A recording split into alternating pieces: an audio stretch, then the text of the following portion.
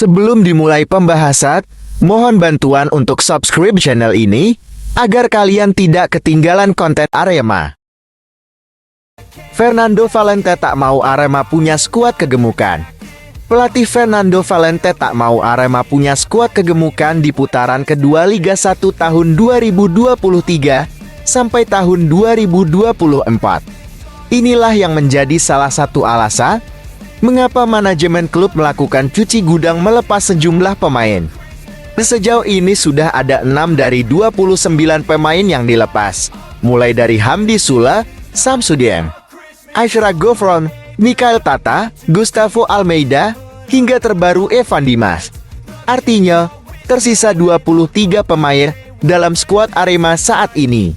Rencananya, manajemen klub ingin mendatangkan 3 pemain saja sebagai pengganti pemain yang dilepas, 2 di antaranya pemain asing. Saya nggak mau terlalu banyak pemain di tim ini. Saya ingin tim yang lebih berimbang, dan mau bertarung untuk satu tempat di line up. Inilah yang selalu coba kita lakukan sejak saya datang, kata Fernando.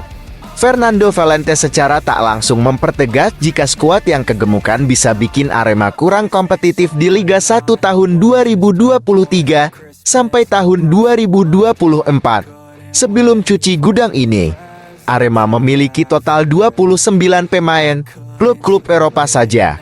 Dengan jumlah kompetisi antara 2-3 kompetisi dalam semusim hanya memiliki sekira 23 pemain. Karenanya, pelatih asal Portugal itu setuju dengan perampingan skuad.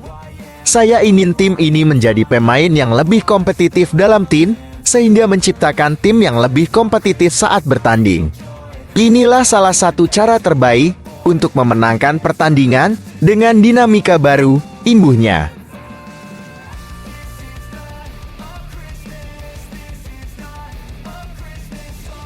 Fernando Valente sudah kantongi nama pemain asing anyar Arema.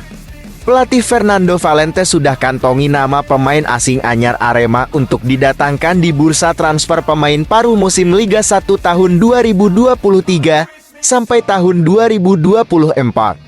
Kabarnya, si pemain asing segera tiba di Malang setelah melepas Gustavo Almeida. Arema menyisakan 5 pemain asing dalam skuad, yakni Ariel Lucero, Charles Lokolingoi, Charles Rafael, Ichaka Diarra, dan Julian Schwarzer. Namun, manajemen Arema ingin mendatangkan 2 pemain asing untuk melengkapi 6 slot yang tersedia.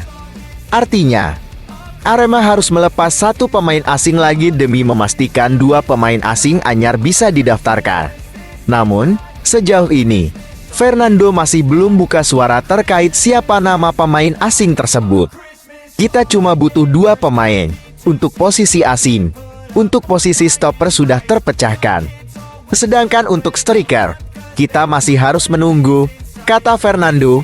Fernando Valente mengaku tak masalah merekrut pemain asing yang sudah pernah main di Indonesia atau belum. Yang terpenting menurutnya profil si pemain sesuai dengan apa yang dibutuhkan Arema. Kita punya 2 opsi pemain asing. 1 pemain yang kita sudah tahu profilnya di Liga 1, 1 pemain lagi adalah pemain baru, imbu pelatih asal Portugal itu. Mungkin kita bisa mencari pemain yang sedang gak nyaman di timnya sekarang.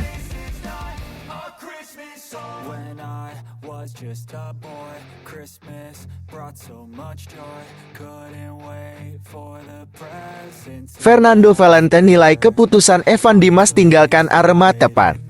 Pelatih Fernando Valente nilai keputusan Evan Dimas tinggalkan Arema tepat.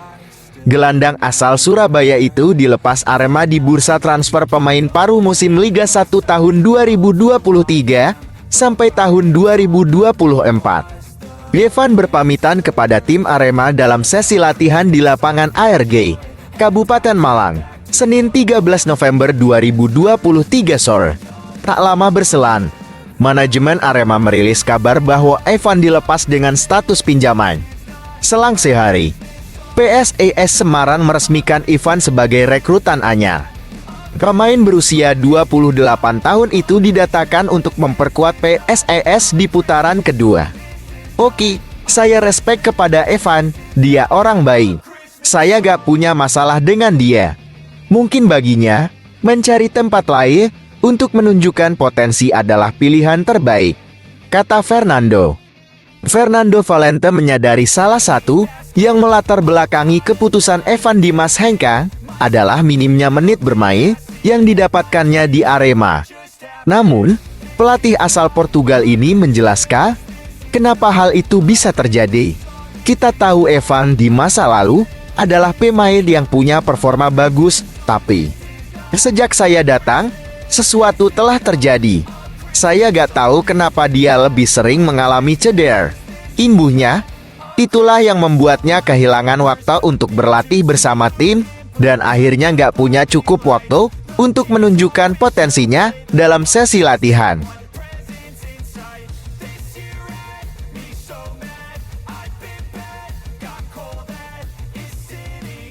Sangat hingar-bingar dan super heboh. Tiket ludes terjual. Laga Timnas Indonesia vs Irak di Stadion Internasional Basra disaksikan 65.000 penonton. TEKET ludes terjual. Laga Timnas Indonesia vs Irak di Stadion Internasional Basra akan disaksikan hingga 65.000 penonton. Pertandingan pertama skuad Garuda julukan Timnas Indonesia di putaran kedua kualifikasi Piala Dunia tahun 2026 akan digelar pada Kamis malam mendatang. Timnas Indonesia mengawali kiprahnya di putaran kedua kualifikasi Piala Dunia tahun 2026 zona Asia dengan melakoni 2 laga tandang beruntun. Irak adalah yang pertama, dan kemudian disusul oleh laga kontra Filipina di Manila pada 21 November tahun 2023 mendatang. Di atas kertas, Irak merupakan lawan terkuat dan bermain tandang menambah tantangan bagi Timnas Indonesia untuk laga ini.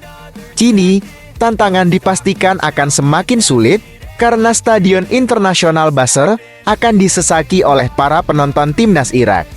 Akun Instagram @GarudaFANSBOK melansir sumber media Irak bahwa seluruh tiket untuk laga Timnas Indonesia vs Timnas Irak sudah ludes terjual, yaitu 65.000 tiket. Stadion tersebut memiliki kapasitas 65.000 orang, yang berarti stadion akan penuh sesak tanpa celah ketika Timnas Irak menghadapi Timnas Indonesia. Wah, super heboh banget ya guys. Silahkan kasih komentar di bawah terkait pertandingan Timnas kesayangan kita.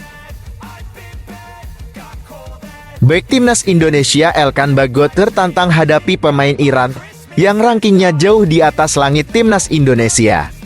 Bek Timnas Indonesia Elkan Bagot merasa tertantang untuk menghadapi Irak. Elkan Bagot memberikan pujian kepada para pemain Irak. Menurut bek Ipswich Town itu, para pemain Irak mempunyai postur yang sangat tinggi.